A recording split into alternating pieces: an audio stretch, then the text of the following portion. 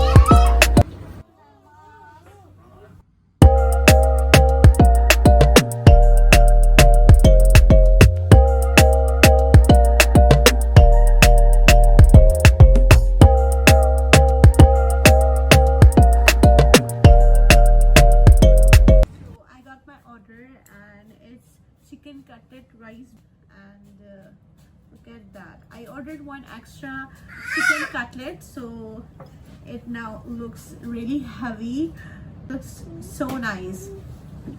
There is a spring onion over the top, and my 2 chicken cutlets, and there is a scrambled egg under the chicken, and they have some kind of special sauce and Japanese rice. So now let's try it.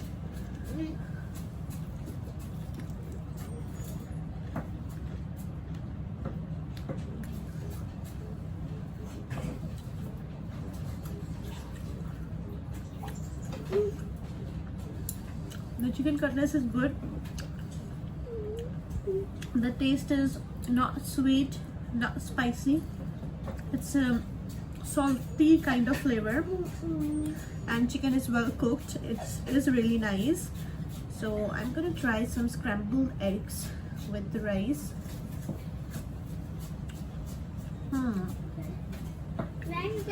It is good.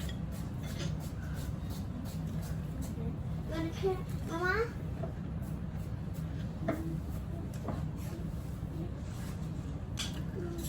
I have tried this dish first time, and to me it is good portion size, and this is only for 790 yen, under 1000 yen. Very reasonable price. And this restaurant is located near Akihabara station. It's about 3 to 4 minute walking distance, and you can get halal food, halal Japanese style food, whether it's ramen or kind of rice bowl. They also serve side dishes like fried dumplings, karage, and the samosas also. So it's really nice, and this restaurant was recently opened in 2021, and this is their menu.